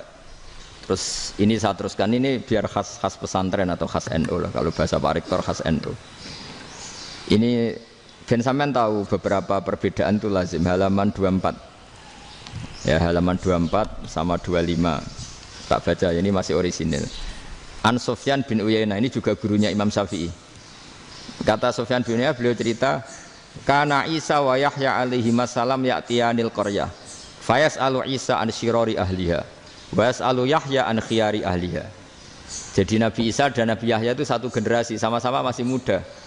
Kalau di satu kampung yang Nabi Yahya tanya, ini keluarga terbaik siapa? Saya mau nginap di situ karena kumpul orang baik itu nyaman. Kalau Nabi Isa kebalikan, keluarga terburuk mana ya? Saya tak di situ. Nah terus akhirnya faqala lahu Yahya lima tanzilu ala syirarin nas. Kenapa kalau kamu bermalam kok malah kumpul orang-orang yang nakal? Innama ana tabibun udawil mardo. Saya ini nabi ibarat dokter. Di mana-mana dokter yang ngumpuli yang sakit, ngobati yang sakit. Makanya di NU itu ya banyak kiai jazab mengumpuli yang nakal-nakal. Nak tepak yang ngentas yang nakal, nak ra tepak ya katut. Ini adu nyali lah sudah gitu. Tapi itu ada ilmunya, yaitu niru Nabi siapa? Isa. Kalau kamu dokter penelitian itu cari daerah yang banyak pandemi apa yang bersih? Yang banyak pandemi, karena yang namanya penelitian ya di situ kan. Kalau kamu dakwah ngentas kemiskinan, ke daerah miskin apa daerah kaya? Nah sama, kalau ngentas kefasikan, ke daerah fasik apa daerah orang soleh? Fasik. Ya, tapi itu Nabi Isa. Nah kalau kamu tidak Nabi kan potensinya kan ngantut itu. Tapi setidaknya bahwa kita sering disalahkan karena punya beberapa tokoh yang ngancani wong fasik-fasik, itu sebenarnya ada dalilnya, yaitu Nabi siapa? Isa. Nah terus masalah tegas dan lunak. Ketika ada mahasiswa misalnya pacaran, boncengan lanang dan perempuan, itu pilihan kita apa? Kalau tegas, terus gak mau mendengar kita. Misalnya gini contoh gampang, tak beri contoh Pak D. Jangan orang tua, nanti secara fikih itu beda. Nah ini kan kita orang pesantren, biasa ngaji fikih detail. Kamu Pak D seorang perempuan, mahasiswi misalnya, sering pacaran. Setiap ke situ sama pacarnya kamu diam saja. Padahal kamu dosen keislaman. Mesti pamanaan kamu nyimpulkan, ternyata pacaran itu tidak apa-apa. Buktinya Pak D itu tidak negur, menengahi. Ini berarti as-sukut alal mungkar. Tapi kebalikannya, Pak D ini terkenal keras. Nak rono mesti radaku ponaan. Akhirnya yura rono, mesti ngerti nak mesti diamuk. Nah, dua orang ini sama-sama gagal kan? Yang lunak menjadikan ponaannya pacaran terus karena enggak negur sehingga dikira membolehkan. Sing keras juga enggak sempat bina wong rono era wani. Akhirnya dua orang ini sama-sama enggak ketemu, sama-sama enggak berkesempatan membina kan? Gagal membina kan? Karena yang keras ponaannya enggak pernah situ, berarti enggak bisa bina kan? Yang lunak membiarkan berarti juga ada bina. Nah Islam itu antara dua itu, ya agak terlalu lunak, nggak terlalu keras. Karena kalau terlalu keras, misalnya ada kiai terlalu keras, lu masyarakat mau tanya itu gimana? Lari kan? Lu saya ini punya pengalaman pribadi. Saya ini kan kecelok orang alim. Itu kalau pernah ya saya itu berusaha ya pokoknya ya umumnya orang alim lah. Tenang, terus anteng, nggak gejlok-gejlokan. Itu nggak ada yang tanya. Saya mimpi ketemu beberapa ulama itu disalahkan. Terus umat saya kalau mau tanya itu ke siapa? Wong alim wis wibawa, meneng tambah banget wibawan. Bala Quran sering gejlok rektor macam-macam. Terus wong wanita kok. Saya biasa ke pasar pandangan dicegot orang. Gus, putri saya itu sering keluar darah tapi melebihi batas haid gini-gini. Kalau badhe sowan jenengan, gak usah sowan ning kene mbek ngadeg-ngadegan. Terus tanya, yang haid berapa hari, Gus? Ya supaya rudat ilal adat sebelum dia punya penyakit istighadah itu berapa? 6 hari ya sudah, kembali 6 hari lainnya mustaghadah, tetap sholat, tetap normal. Tapi kalau sawi bawa moro pasar go tasbih duwilu iku mesti wong salaman njaluk donga yakin. Tapi baru kayak rada uraan ketemu wong-wong, dol ning ndi? Mak ning ndi? Gus beneran Gus ketemu jenengan kula wingi badhe tuwa kok. Akhirnya tanya. Jadi uraanku itu amdan. Lha nek sampean asli, asli uraan. Karena ndak uraan lah tetap ndak wibawa kan. Jadi baru kayak uraan itu ya banyak. Saya itu kalau ngantor di Jogja itu banyak orang yang tanya. Ya biasa tuh tanya macam-macam. Karena saya uraan. Ke pasar ya orang, bahkan di bis sering ketemu orang. Wah beneran Gus kalau badhe sowan jenengan badhe tanya ini. Ya sudah di sini aja. Jadi semua itu diilmoni. Nah, Nabi itu punya sisi yang dua-duanya jalan. Memang beliau luar biasa, dipilih Allah yang luar biasa. Nabi ketika wibawa itu banyak sahabat yang bahkan mengenali wajahnya aja tidak bisa. Ka'anna ala ru'usihim at-thair. Bayangannya seakan-akan di kepalanya itu ada burung yang takut terbang, saking antengnya. Tapi Nabi sekali mengeluarkan job, sekali santai, itu sahabat tanya itu sampai yang nggak pantas ditanyakan. Nabi saya tadi kumpul istri saya, tapi tidak inzal itu wajib mandi ndak. Aro'aita law anna ahadana ya'ti imra'atahu wa lam yunzil. Itu ya ditanyakan. Nabi pun kumpul mboten saged inzal sepundi. Guys betul lagi. Terus ya ada yang tanya macam-macam. Ya saking ada sahabat dipanggil Nabi tambah lari, dipanggil lagi tambah lari. Pas jenengan nyeluk, oh pas kula kumpul bojo kula. Lah kula kuwatir jenengan orang suci, saya belum mandi, makanya saya lari. Terus Nabi ngendikan innamal mukmin thahir, ya nak masalah ketemu kiai ra apa-apa ijek junub. Sementing kok nak salat ya dusik. Tapi Nabi sekali pakai mazahirul jalal, tapi pakai wibawanya, itu orang enggak berani ngomong.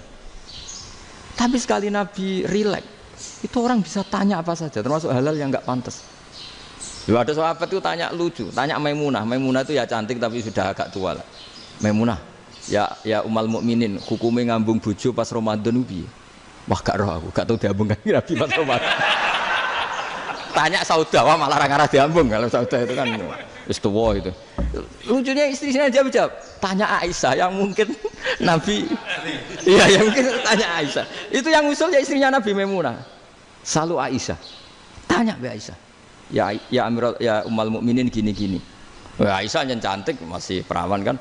Qabbalani Rasulullah bahwa oh Nabi biasa ngambung-ngambung pas Ramadan dan beliau tetap puasa. Akhirnya fakih ngarang kan wa takbil fi Ramadan wa tublah la tubtilu shauma ngambung ora. Iku ya udah biasa di sini. Ya nasib bojone ayu. Nah ini artinya seasik itu.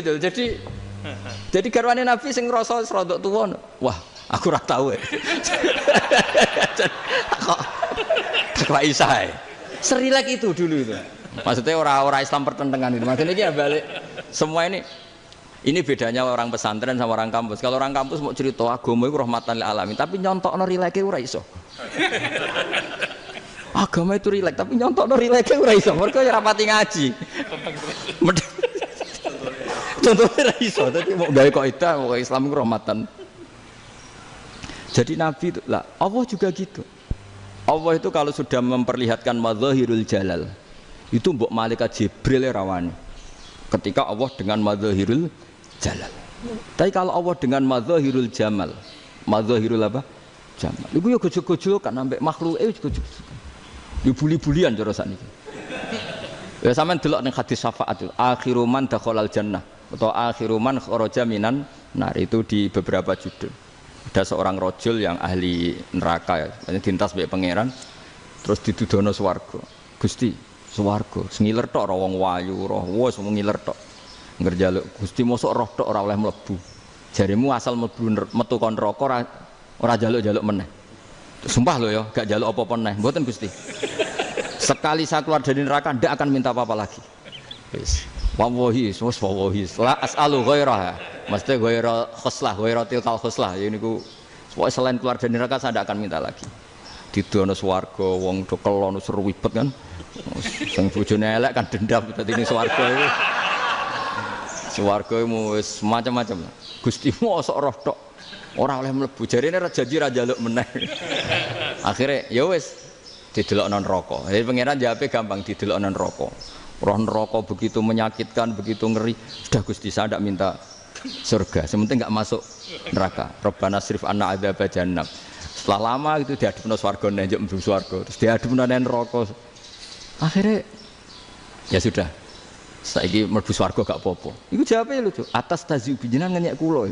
Wong karuan ra ahli swarga kok mlebu swarga. Terus akhirnya mlebu swarga. Kan mlebu swarga tamanna, sangen-angen sembo jaluk apa?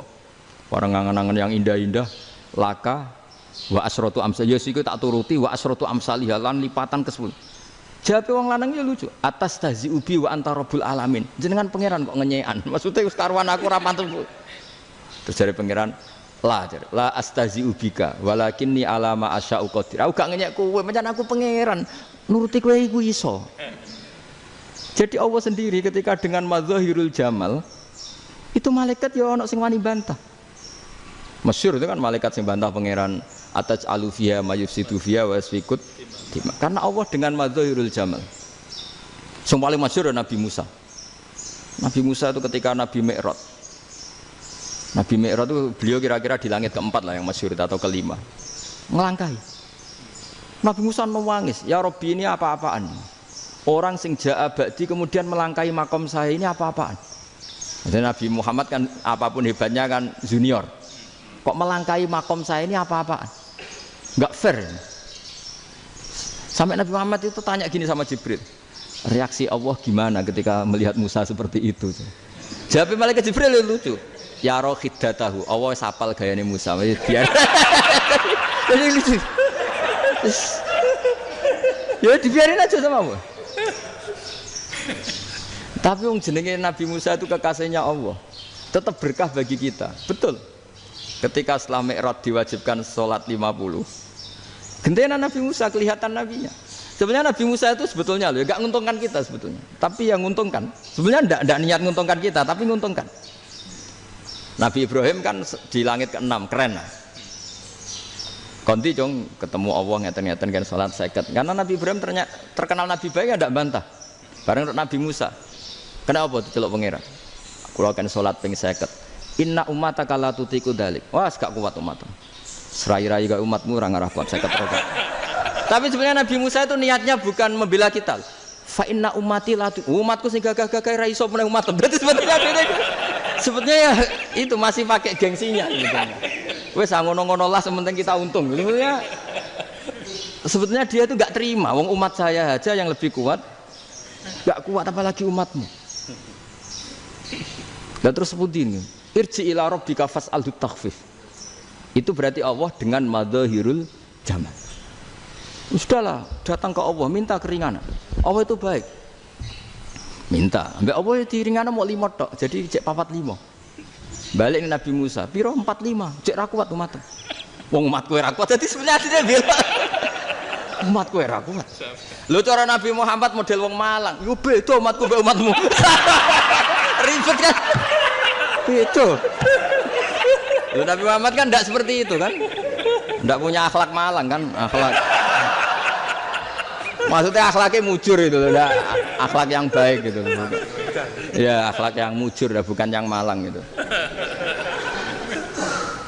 Jadi Nabi ya manut. Tinggal 40 kan, dikurangi lagi 35 sampai 9 kali kan? Masyhur itu. Ya kan kalau dikurangi 55 kan berarti turun naik kan 9 kali. Itu setelah 5 itu Nabi Musa aja usul, masih ragu. Itu cara Nabi munggah nentek. Ini entek ya. Terus iya doa tuntas betul. Sebebas. Terus munggah ado-ado lha opo? Ngapain itu? Akhirnya Nabi Muhammad sudah sampun ya kalimah Allah. Saya ini malu sama Allah Musa. Sudah 9 kali dan diturutin terus. Jadi Allah kalau dengan madzahirul jamal itu Nabi Musa biasa nego sama Allah. Tapi ketika Allah dengan madzahirul jalal itu Nabi Musa enggak berani. Yaitu di hadisus syafa'ah.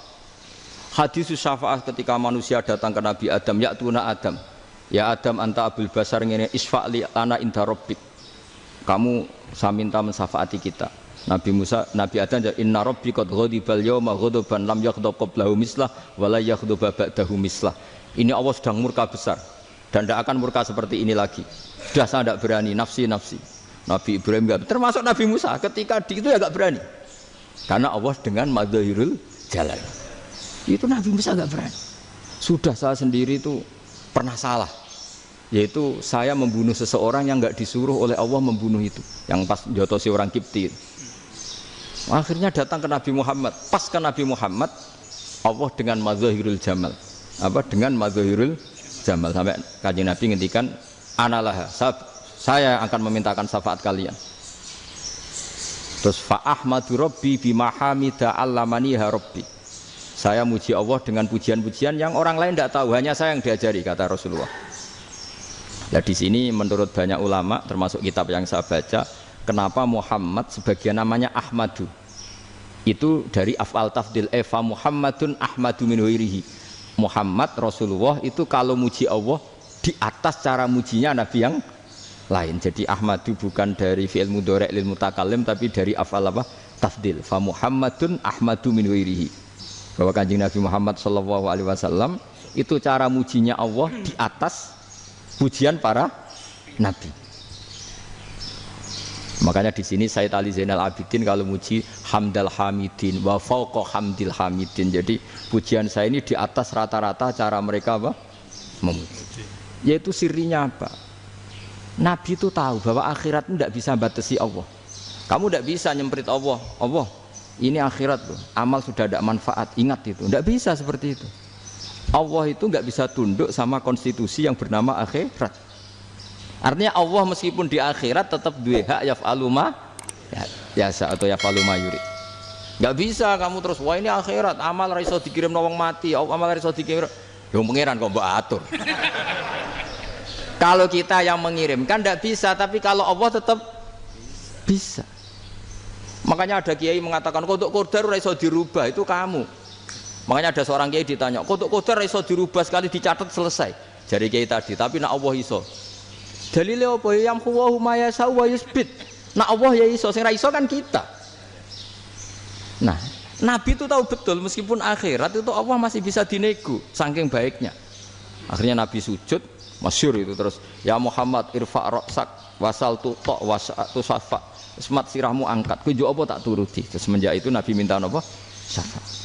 Artinya apa? Ketika Nabi lain berpikir bahwa akhirat ini membatasi amal, karena sudah Nabi tahu betul kalau Allah tetap Allah.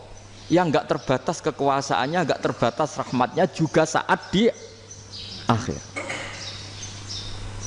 Makanya disebut fa Muhammadun Ahmadu min wirihi. Makanya wa mubasyiram bi rasuli ya'ti mim ba'di ismuhu Ahmad.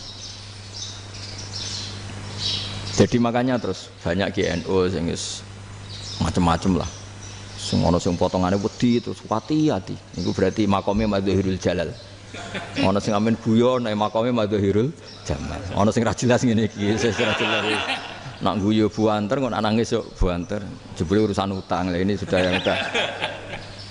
Jadi makanya yang rileks saja. Sebenarnya agama ini santai, rileks, karena agama ini harus bifarohin wasururin. Enggak boleh agama ini dibawa dengan kekerasan, dengan antisosial. Karena agama ini harus kul bi fadlillah bi rahmati fa bidzalika falyafrahu, harus senang, harus rileks. Makanya saya jadi kiai itu senang takutnya gini. Sekali saya tidak senang jadi presiden buruk. Ternyata di wong alim ora enak, itu contohnya. Sampean merengut terus uripe susah, nanti orang tidak berani jadi orang alim. Makanya saya buktikan bahwa saya lebih bahagia dibanding rektor. Nanti orang ingin jadi rektor semua, nggak ingin jadi orang alim. Saya pernah ketemu sekian rektor di Jogja, tanya, Gus, kenapa jenengan bela-belain pesantren sampai segitu? Kan keren kampus NU, sekarang ada Unisma, ada NU Jogja, ada NU Jepara gini. Tak bilangin gini, sampai rektornya itu istighfar. Saya bilangin gini, ini sekaligus tak kasih tahu ini rektor Unisma ini. Tak bilangin gini. Andai kan tidak ada kiai kayak saya itu Islam bisa tutup. Kok bisa Gus? Misalnya ada perempuan haid faqal adat. Itu kalau untuk tahu hukumnya haid daftar dulu ke Unisma. Daftar dulu kan? Setelah daftar nunggu pelajaran haid. Baru tahu haid setelah 3 tahun dari masalahnya. Gitu. Tapi baru kayak kiai ketemu saya di jalan, Gus anak kula nu haid ngeten-ngeten mboten normal hukumnya piye? Oh hukumnya ngene dibalekno ning adat. Ora usah registrasi, ora usah daftar. Jadi ya harus ada istighfarnya lah. Unisma juga harus istighfar, semuanya harus istighfar. Karena ada sisi yang nggak mewakili kebutuhan Islam. Tapi saya sebagai kiai juga istighfar. Karena fakta hukum mengatakan yang boleh jadi KUA yang jabat, yang boleh kemenak yang punya gelar. Dan ini yang mengawal Islam secara undang-undang karena mereka yang bikin. Nah karena kiai tidak punya gelar tidak bisa jabat di situ. Saya juga istighfar. Jadi tidak sampai untuk yang istighfar. Karena yang kebutuhan ini terwakili yang punya gelar. Tapi yang punya gelar juga harus istighfar tadi. Mosok kepen roh hukum haid ngenteni kuliah se. Ngentek. Itu aja nanti nunggu guru yang pas mata pelajaran itu. Terus kapan dia ini sholat wong jawabannya belum ketemu. Tapi baru kayak saya kan ketemu di jalan tanya. Gus saya sering ketemu. Gus saya ini bapak angkat. Mau nikahkan putri saya itu gimana itu? Kalau cerita wali sebenarnya anak saya sok. Kalau nggak cerita nggak sah karena saya bapak angkat. Itu banyak. Hanya tak akali ya sudah wali yang sebenarnya taukil pada hakim tanpa diketahui, tapi hakikatnya itu taukil hakim. Itu kan tidak gampang. Dan tapi kalau tanyanya di kampus registrasi dulu, daftar dulu, baru tahun berapa ada pelajaran itu? Semester 5 baru tanya. Iya kan? Semester 5 ya? Iya. Oh, itu kan. Jadi jangan kira terus sistem Unisma itu yang terbaik di dunia, tidak juga kan? Tidak juga. Dan sistem-sistem yang lain maksudnya ada aja. Tapi sistem kiai lho, Mbah Mun juga sering pesen saya, kowe kudu seneng pegawai negeri. Piye-piye sing jaga agama pegawai negeri. Kemarin pas acara 7 harinya Gus Robah sama matur itu di depan para kiai. Setelah saya jadi kiai ya itu nyata. Islam di Papua, di NTT yang bawa siapa? Dokter negeri. Ya kan? KUA negeri. Barokahnya mereka negeri dijamin negara kan? Barokahnya muslim berkebutuhan Islam. Akhirnya bikin musola di situ, bikin masjid. Bahkan di Korea Utara itu ada masjid bawaan duta besar. Karena banyak duta besar muslim berkebutuhan masjid. Yang bisa gini itu yang negeri apa yang swasta? negeri lah. Di sini kiai tidak mewakili semua kebutuhan apa? Islam. Tapi kampus juga enggak, kampus Islam sekalipun tidak memenuhi semua kebutuhan Islam tadi. Masa orang tanya kan nunggu semester berapa tadi? Semester 5 masih daftar dulu. Nunggu pelajaran itu. Payahnya pas ketemu dosennya, saya tidak pernah ribet kan? Pas dosennya cowok gitu. Jadi sudahlah, makanya ini, iya makanya ini kan bentuk kearifan. Jenengan ngakui fungsi kiai kayak saya itu bentuk kearifan. Saya juga ngakui jenengan ini butuh kearifan. Saya sering didolani KUA itu rata-rata ya didikan kiai. Kompilasi hukum Islam itu banyak ya, janda cantik. Contohnya harus cantik, kalau jelek nggak mungkin terjadi kan. Ada janda cantik kebetulan suka kawin tapi takut zina. Saya ulang lagi, suka kawin tapi takut. Itu seringnya gitu Pak Rektor. Jadi dia kawin bosen bilang ke KUA, Pak saya sekarang mau nikah sama ini. Loh, tapi kamu mau punya suami. Ya tapi kan nggak tercatat Pak. Itu KUA-nya rata-rata itu nggak berani. Meskipun nggak tercatat karena secara fikih meskipun nggak tercatat tetap dia seorang perempuan yang bersuami, maka nggak boleh nikah sama orang lain. Jadi coba kalau nyuwun sewu KUA hanya ngikuti hukum formal, yang penting di catatannya nggak punya suami, ya dinikahkan saja kan. Tapi mereka enggak, karena didikan kiai enggak berani. Artinya gini, kalau hanya pro hukum catatan sipil, maka ini dinikahkan bisa karena enggak tercatat. Tapi secara hukum santri enggak bisa dong menikahkan perempuan sing dzati zaujin yang punya suami.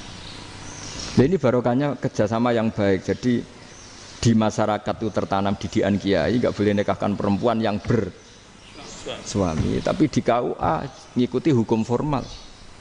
Dan di Indonesia itu KUA itu rata-rata konsultasinya ya sama kiai, sehingga ya nggak berani akhirnya meskipun aku wedi mlebu neraka Mbak, gak iso. Dan itu banyak. Seorang lagi ya, makanya ini kan pesantren itu nggak boleh mati. Orang kiai-kiai kayak saya nggak jelas-jelas itu harus lebih jelas lagi. Karena ini yang on time, yang online, yang siapa saja bisa tanya. Saya itu SMS saya itu nggak punya HP WA. HP jadul itu SMS-nya tiap hari tak berapa, orang yang tanya dari Kalimantan, dari Aceh. Gus di kampung saya ada masjid 2 itu yang Samana, ada yang dari orang perkotaan. Gus di perumahan baru ada masjid, yang Jumatan baru orang 12, sah enggak? Ya langsung saya jawab, sah. Dalilnya ini. Ya sudah, nah, tapi kata Imam Syafi'i gini harus orang 40, itu madzhab Syafi'i, dalam madzhab yang lain gini-gini. Itu kalau tanya rektor itu kan ribet. Masuk ajudan dulu, asisten dulu, panjang.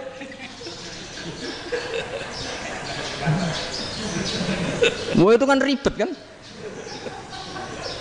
Memanggil dosen, dekan VAI dipanggil, dekan VAI nggak mau langsung jawab, cari dosen yang nekuni itu. Usul fikih, saya nekuni itu baru seminar, nunggu dulu Mbak, ini orangnya baru. Panjang ya? Bisa tutup Islam kalau kesuwen. Coba kalau tanya kiai kan enggak ketemu di jalan. Dulu Mbah Zubair kata Mbah Mun, saya termasuk santri yang diapresiasi Mbah Mun. Dhisik Mbah Zubair yang ngono, anak nong takok pesuan gak oleh. Gak takok ning kene. Jangan biasa ditanya orang ngadeg-adegan. Ya alhamdulillah ilmunya cukup, kalau gak cukup ya kok sik. Jadi sebetulnya orang sopan itu ya agak-agak ada yang ditutupi sebetulnya. Mboten prayogi teng dalan nginjang mawon matur. Ya sebetulnya ya sebenarnya memang ilmunya agak cukup gitu. Tapi itu sebenarnya secara fikih itu haram, menunda itu haram. Ya haram tuh, coba bayangkan ya, kalau tanyanya sekarang, Gus saya ini sudah keluar darah 1 bulan penuh, padahal normalnya hanya 6 hari. Saya nanti sholat enggak? Kalau ninjang mawon dugi kula, berarti kan hari ini belum ada keputusan. Sholat apa enggak kan? Tapi karena modus tadi, boten prayogi nggih ngendikan ngoten teng dalan ngenjang tengen kula. Itu kemungkinannya 2, sopan atau goblok, itu saja. Kayaknya kalau sopan enggak lah. Kayaknya enggak lah kata saya. Karena secara fikih itu jelas haram. Bagaimana mungkin sesuatu yang harus dipraktekkan nanti duhur dijawab besok, berarti duhur, asar sampai subuh belum ada jawaban, berarti enggak ada sholat kan? Ya, makanya dibutuhkan orang-orang alim yang kultural seperti ini, dan NU menghormati kultural. Tapi Mbah Mun juga sangat menghormati Islam formal, karena tadi produk-produk formal itu bisa dilembagakan oleh negara, dan itu kita ikut untung. Makanya Mbah Mun itu kalau punya tamu KUA, punya tamu polisi sampai pejabat itu. Kenapa saya contohkan KUA supaya jangan kira seperti pendapat orang-orang hasud, wah ya mesti aja disolani presiden seneng, menteri seneng, enggak juga. Sebenarnya semua kiai itu mulai KUA sampai polisi, polsek, polres itu seneng semua. Karena sama-sama diajak mengawal bangsa ini, diajak mengayomi semua masyarakat. Tapi kadang-kadang masyarakat ngeritiknya, jenenge kiai disolani menteri ya seneng presiden. Padahal yang sowan kiai itu mulai KUA, Kapolsek, kepala desa, RT, Mudin. Itu Mudin kalau tanya ya lucu-lucu. Gus kalau nate nyembelih pitik kemanian, pitike go gedhe man. Akhirnya wis ngerti nak kemanian langsung tak sebelah meneh terusane ku sah ta ora. Ribet. Ya tak jawab, lah pitike pas iku jek urip ta ora? Cek urip Gus, wis sah cara mazhab Malik kerja urip. Karena itu ada perdebatan antara mazhab Malik dan mazhab Syafi'i. Nah cara Imam Syafi'i itu agak ketat. Hewan yang punya kehidupan sudah mutharibah, misalnya ayam jago, contohnya harus jago, karena kalau ayam kecil diikhlaskan haram.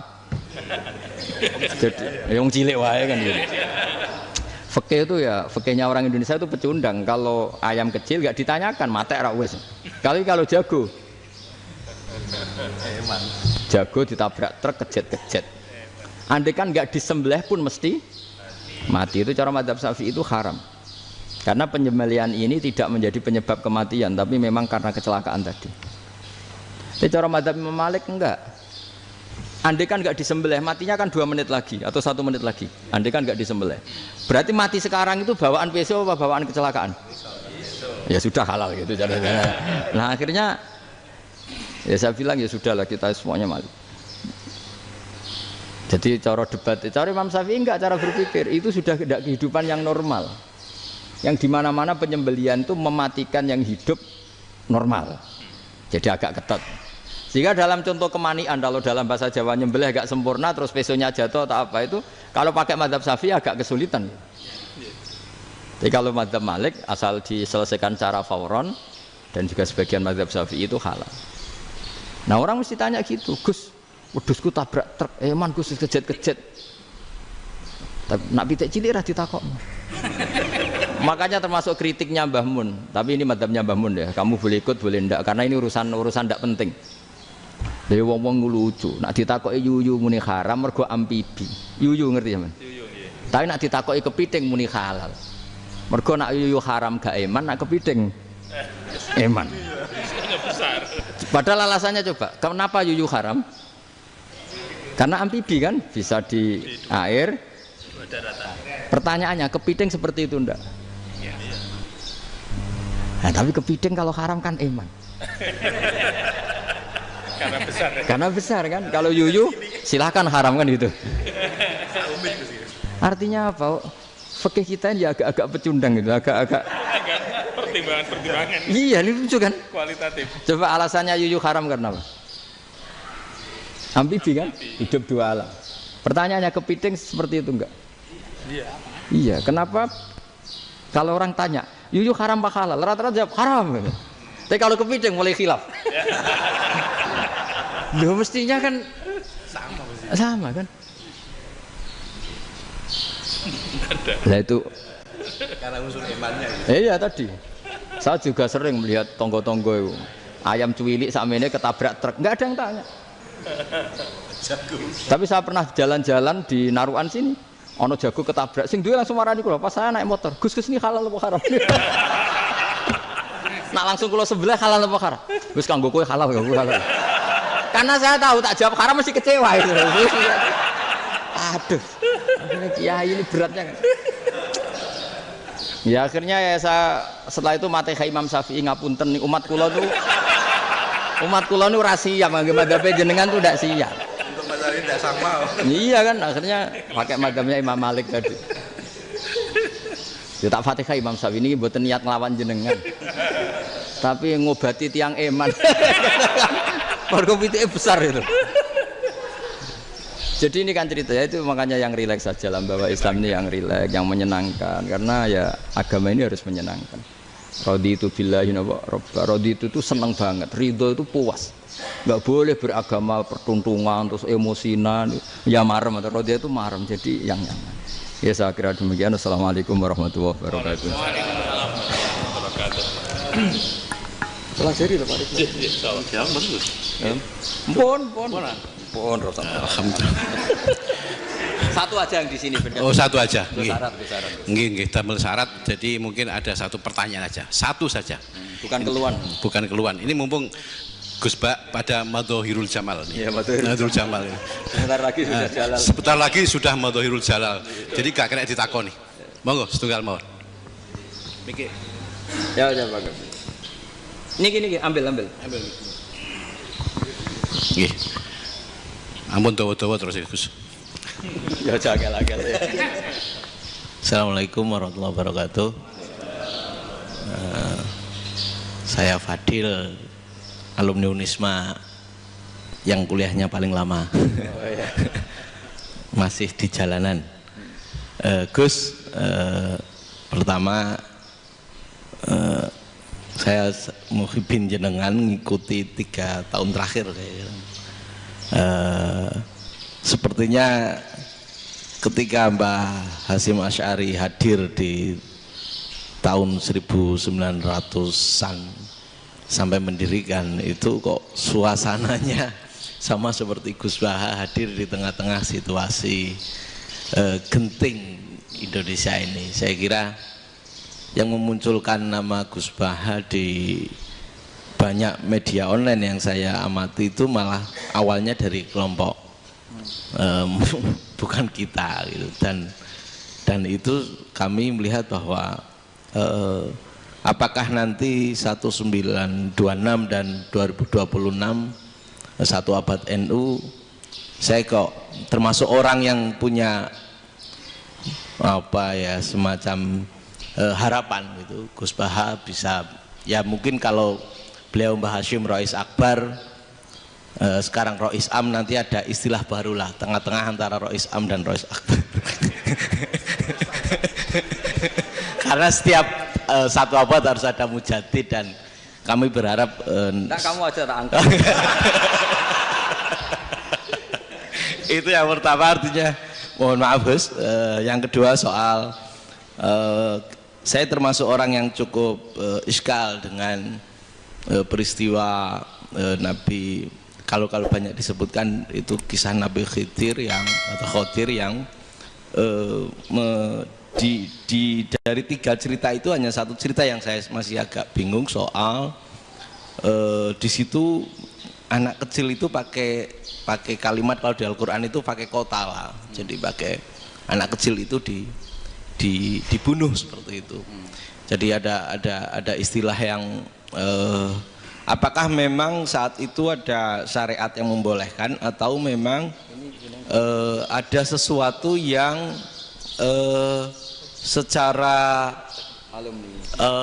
secara dari Allah Subhanahu wa taala memang itu dibolehkan untuk Nabi Khidir. Jadi di antara semua cerita itu saya yang agak iskal yang itu. Kalau yang kisah soal membocorkan itu mungkin masih bisa masuk ya, tetapi apakah sudah ada ilmu psikologi yang sangat tinggi sehingga kalau ada anak-anak yang idiot itu atau apapun istilahnya yang sekarang itu boleh dilakukan tindakan gitu. Nah ini saya lebih provokatif dari Pak Rektor biasanya. Artinya mohon maaf karena pemahaman saya ada 2 pendekatan ilmu yang masuk, satu seperti Nabi Musa, yang satunya seperti Nabi Khidir. Mudah-mudahan ada sedikit penjelasan. Siap Gus, terima kasih. Dan yang terakhir mudah-mudahan karena Indonesia situasi terakhir saya kira kita ketahui lagi pandemi seperti ini Gus, jadi saya juga ingin pendapat Gus Baha, apakah ini situasi pandemi corona itu Allah sedang Madhohirul Jamal atau Madhohirul Jalal? Terima kasih. Assalamualaikum warahmatullahi wabarakatuh. Assalamualaikum warahmatullahi wabarakatuh. Monggo langsung mawon Gus. Ini provokatif ini kayak. Loh di situ aja kamu tanya kok terus mirip. Siapa Fadil ya? Dari peternakan ya? Peternakan. Tapi mau ngomong tafsir itu. mulai kacau peternakan ngomong tafsir ini mulai kacau. Nah ini ada yang hafal Quran ngaco, paling enggak setengah hafal. Nggak yang dari Unisma. Nggak begini, ayat itu kan ditutup wama fa'altuhu an amri, ya saya maknani wama fa'altu lan orang nglakoni ingsun hu ing kabeh sing kasebut an amri mergo kepinginanku ingsun. Jadi saya melakukan itu semua bukan karep saya sendiri. Jadi Khadir sendiri itu kamu untung tidak nekuni tafsir. Kalau nekuni tafsir yang kamu soal bukan Nabi Khidir, karena Nabi Khidir itu hanya satu orang. Yang kamu soal harusnya Israel. Itu tidak rektor, tidak kiai besar, tidak siapa saja dihabisin itu. Kenapa Israel tidak kamu tegur? Gimana hukumnya qatlul mukmin? Kenapa Israel tidak kamu masukkan ayat wa may yaqtul mu'minam muta'ammidan fajazauhu jahannamu khalidan fiha. Ingat ya Israel. Iya kan? Nah, Israel melakukan pembunuhan itu, kadang yang dipateni nyuwun sewu orang soleh betul. Tapi wae kabundut ya. Itu Israel juga tidak atas pilihannya, tapi karena perintah. Nah, Khadir itu bukan nabi syariat, kira-kira mirip kayak Israel, karena beliau bukan nabi syariat. Jadi ini agak aneh, ini kan orang nekuni tafsir kayak saya sampai berjilid-jilid kitab. Saya kemarin mata saya agak sakit karena saya nangis itu sudah 2 hari. Bukan mikir sampean, tapi mikir ilmu ini harus ada yang mempertahankan. Karena apa ya, nekuni ilmu itu kan ribet. Kalau yang nekuni ilmu terus dosen terus rektor itu ya agak ada fasilitasnya. Kalau nekuni ilmu kiai itu naruh keramat kan taqabbala wa minna minkum taqabbal ya karim. Iya, tapi saya alhamdulillah keramat, jadi ya tetap hidup itu terus. Saya ulang lagi ya. Harusnya Mas Fadil itu kalau nekuni itu yang disoal tuh Nabi Khidir. Nabi siapa? Apa malaikat siapa? Israel. Karena itu korbannya lebih banyak. Pertanyaannya, Israel kena enggak oleh aturan ayat wa may yaqtul mu'minam muta'ammidan fajazaahu? Kan enggak. Karena semua itu wa ma fa'altuhu an amri. Saya lakukan ini. Mungkin ngaji kamu enggak khatam sih, mau delok fakotalah itu. Itu Nabi Khidir pasti tersinggung, enggak baca belakangnya itu. Ya karena jurusan peternakan itu. Atau salah gurunya yang ngajar. Ya. Daripada nyalakan satu orang mendingan 2 ya. Jadi kalau ngaji itu khatam, sehingga ngerti ayat itu kan ditutup wa ma fa'altuhu an amri. Nah, menurut Ibnu Hajar Al-Asqalani yang nyarai Bukhari, dan ketika itu cerita tafsir ayat itu, wa hadza dalilun ala anna Musa afdhalu minal Khadir. Justru ayat-ayat itu menunjukkan Musa itu lebih utama ketimbang Nabi Khidir, karena Nabi Khidir monoton melakukan apa saja yang diperintahkan Allah, sementara Musa tetap dengan gugatan syariatnya. Beliau gak terima ada orang main membunuh. Aqtal tanafsan zakiyatan bi ghairi nafs laqad ji'ta syai'an nukra. Nah, sur'atu Musa ila nahyil munkar itu menunjukkan beliau Nabi ulil azmi. Jadi Nabi Musa langsung sikap, wah ini tidak benar kamu, padahal sudah ada perjanjian, kamu tidak boleh bantah. Tapi Nabi Musa lebih ngeboti syariat, lebih memihak syariat, nahi mungkar itu wajib. Justru itu menunjukkan derajatnya Nabi Musa fauqal Khadir. Makanya Nabi Musa tetap gugat, nggak bisa dong, ini nafsan zakiyatan kok kamu bunuh. Maka itu jadi ilmu. Nabi Khidir pada akhirnya nyuwun sewu ya tidak bisa jawab. Makanya beliau menutup wa ma fa'altuhu an amri. Sebenarnya saya sendiri itu ya tidak punya alasan. Jadi kalau Israel kamu tanya, ini gimana ini wong melarat mulai cilik, meh sugih mbok pateni. Mbok yo baro ben sempat sugih itu. Ini kuliah paling lama urung sempat urip penak. Nah itu kan mbok yo mateni wong kira-kira nek wis sempat mapan sempat. Lho andai kan Israel pakai aturan syariat kan mateni orang kan ya dikira-kira lah. Jadi itu tidak ada hubungannya tadi dengan ilmu yang kamu katakan urusan psikologi, anak itu tetap semuanya haram dibunuh, nggak boleh. Ya jadi tetap, makanya ini pentingnya ngaji khatam itu tadi. Jadi pada akhirnya Nabi Khidir itu ada punya alasan, hanya ngendikan wa ma fa'altuhu an amri. mari. Pada akhirnya yang paling pokok yaitu semua ini saya lakukan saya sendiri itu tidak tahu karena perintah. Jadi untung kamu gak nyual Nabi Israel. Kalau nyual diinjem ribet kan. Ini orang tadi pas seminar Gus Bak ngeritik saya. Wah. Jadi itu pinter kamu. Yang kamu soal Nabi Khidir. Jadi enggak itu. Ya kalau nyual Israel resiko tinggi itu, resiko tinggi. Tapi yang jelas gitu ya, makanya tradisi pesantren seperti ini harus terus karena yang punya tradisi khatam. Saya tuh kalau ngaji kitab tidak khatam tuh tersiksa karena tadi kadang-kadang yang depan-depan tuh tidak jawabannya di belakang. Tadi wa ma fa'altuhu an amri dzalika ta'wilu ma lam tasti alaihi sabra. Jadi ya sudah kira-kira seperti itu. Wajar kamu tidak sabar, wajar kamu tidak itu, memang saya sendiri sebenarnya juga paham itu. Jadi cara basa Jawa niku wajar saya musakira paham. Wajar aku dhewe ku ya ora paham. Wong aku ya mau nglakoni gitu. Jadi sebetulnya sama-sama ada itu kan. Ini jenenge wa ma fa'altuhu an amri. Udah ya? Ya,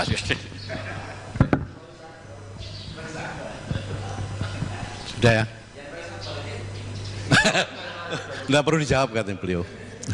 Baik Bapak Ibu semuanya yang saya hormati, dan saya tidak harus menyimpulkan karena kalau menyimpulkan malah itu menduguri ulama kan gitu. Itu enggak tawadhu lagi malah itu khawatir kualat kalau. Baiklah mungkin hanya kita tutup dengan berdoa yang dipimpin oleh Gus Bah. Nggih betul napa-napa, dan setelah itu nanti kita foto bersama nonton. Al-Fatihah. Alhamdulillahirabbil alamin.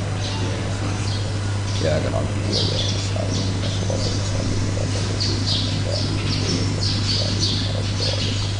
Nahmaduka ya Ghafur ya Syakur wa salli wa sallim ala sayyidina Muhammad wa ala alihi wa sahbihi wa ja'alna mutawaddina fika mutahabina fika mutabadilina fika mutanasirina waj'alna ya Allah mimma yaj'aluka samadana wa maqsudana fardo anna ya Allah lakal hamdu ya radita lakal hamdu fa'ta ridha lakal hamdu hatta tarda la nufsi thanana alaika anta kama atita ala nafsi Allahumma ya ilahana bi jail basir ya Muhammad sallallahu alaihi wasallam ij'alna ya wa min khiyari ummati ij'alna mimman yuqimu hadzal din wa mimman yahtumuhu wa yansuruhu waj'al ya Allah himmatana fi hadidar ila kalimatikal ulya bi anmika fatimika assalamah wal afiyah fid dunya wal akhirah Rabbana atina fid dunya hasanah wa fil akhirati hasanah wa qina adzabannar